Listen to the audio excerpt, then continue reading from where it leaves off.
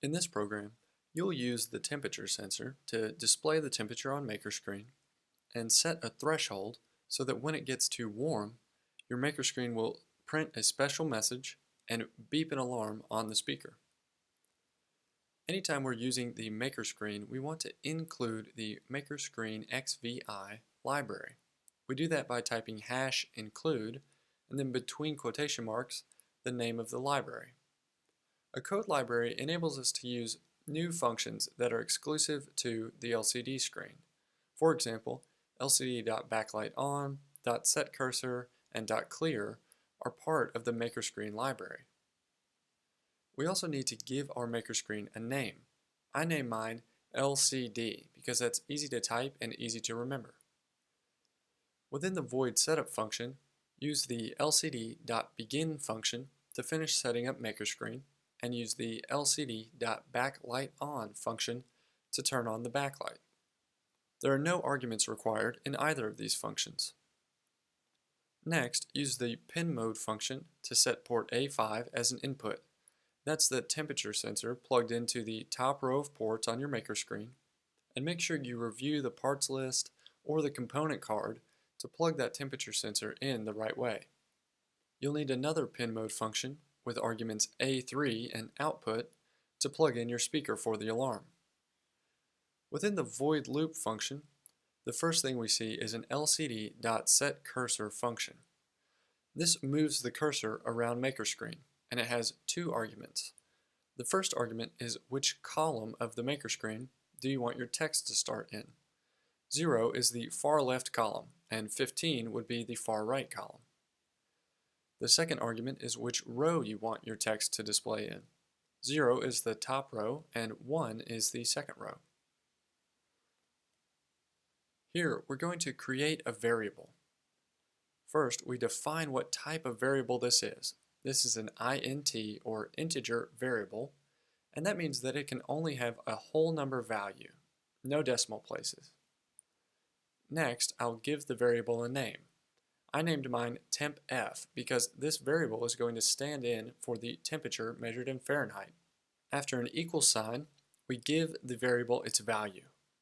This variable value has two parts. First, the program is going to take the reading from port A5 where the temperature sensor is plugged in. Then it's going to multiply that value by 0.46. The temperature sensor does not send in an exact temperature, but instead it sends in a voltage level that can be converted to a temperature with this number. The next part of our code is to print on the screen the text tempf with a colon and a space. The print function has one argument, what we want to show, and if we put that text between quotation marks, the program knows that it's just text.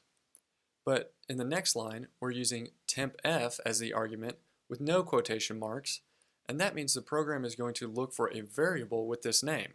So it's actually going to print the reading of A5 times 0.46 next to the tempf text. We'll delay for 500 milliseconds or half a second before the program reaches an if statement. The if statement determines the threshold where you want to start beeping your alarm and showing a new message. And the if statement has two main parts. The first is a condition between the parentheses that's checked every time the if statement runs. Between the curly braces is the code that runs when the if statement condition is true. Here, we're comparing the value of a variable to 80, and the condition is tempf greater than 80 degrees? If it is, the code inside the curly braces will run. The first thing that happens when this condition is true is we move the cursor on the LCD screen.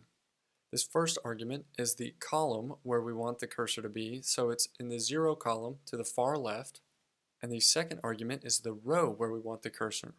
This can be 0 for the top row or 1 for the bottom row. So we're moving the cursor to the bottom left corner of Maker Screen. Next, we're using the print function again to print some text. It's hot on the Maker Screen. Next, we have a tone function with the arguments A3 and 500. This means a tone of 500 Hz is going to play on port 3 where your speaker is plugged in. There's a delay of 250 milliseconds or 1/4 of a second here before the no tone function stops the tone that's playing on port A3. The else statement will only run when the condition of the if statement is not true. So when it's not true that temp f is greater than 80, the actions of the if statement are skipped, and instead we'll use the setCursor function again to set the cursor to the bottom left of the maker screen, the 0 column, and the 1 row, and then we're going to LCD print some text that's really just spaces. This overwrites the message from line 29 with blank space, effectively deleting it without clearing the entire screen. So we'll still see the temp F on the top row, but we've moved the cursor to the bottom row and printed a bunch of spaces, so there's no more message there. Remember that when the void loop function runs, it's going to run either the actions of the if statement or the actions of the else statement. It will never run both sets of functions in one void loop. It's got to make a decision based on temp F about which actions to run. When the code reaches the bottom of the void loop and sees this closing curly brace, it'll jump back to line 18 and set the cursor to the upper left corner of the maker screen.